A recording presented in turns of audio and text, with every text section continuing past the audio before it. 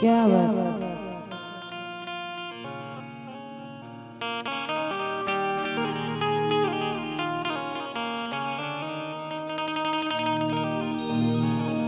कि गावना करावला ये हरि जी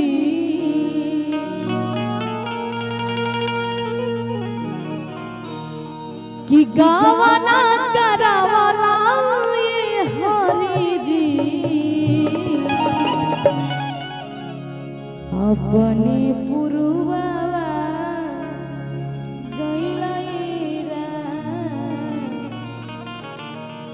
अपने पुरुवा गइलैरा कि जे अच्छा छनावला हरि जी कि छोड़ के विदेशवा गइलैरा कि छोड़ के विदेश गइलैरा कि गावना करावला हरि जी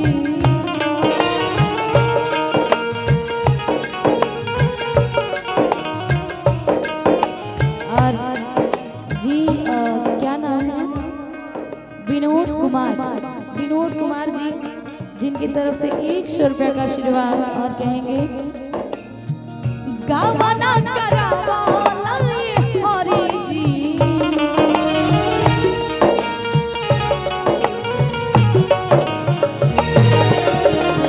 अपने पुरुवा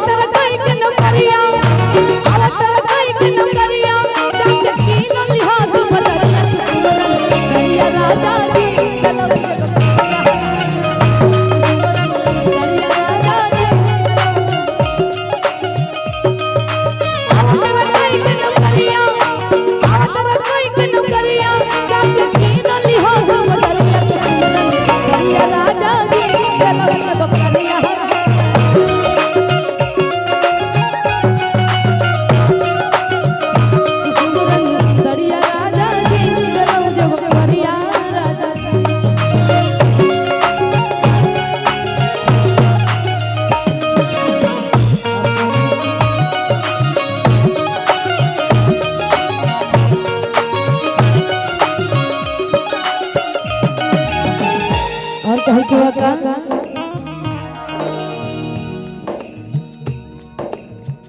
जब जब याद आवे तो हरी सूरतिया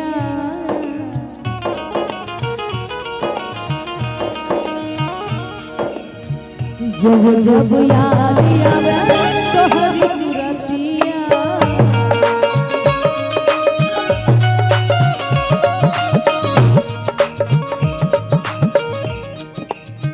कटलो से कटे नहीं बिरह के रतिया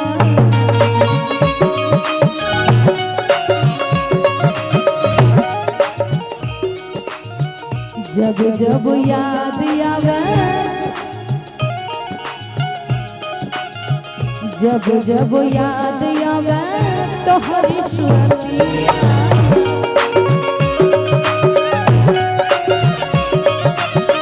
कटलो से कटे नहीं बिरह के रतिया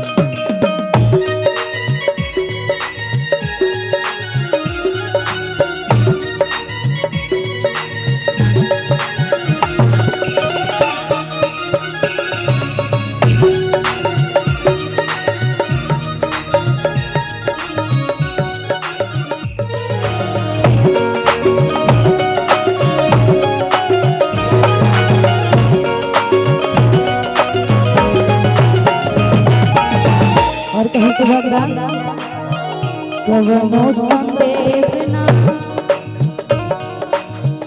कवनो संदेश ना बैठवाला तू पतिया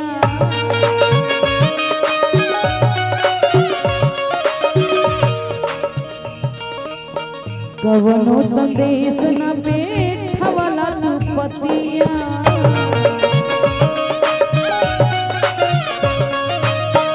मोरा बिरहिनिया के बड़ा सतावला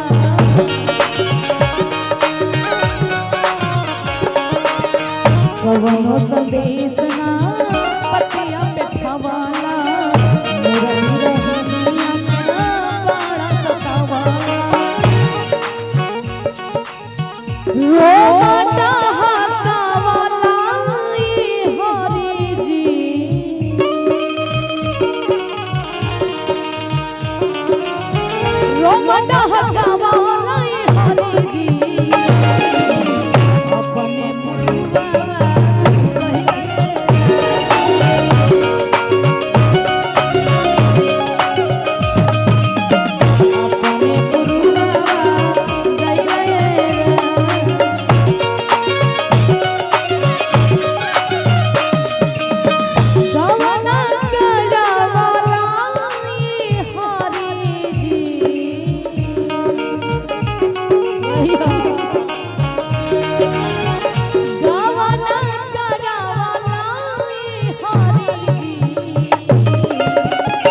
अपने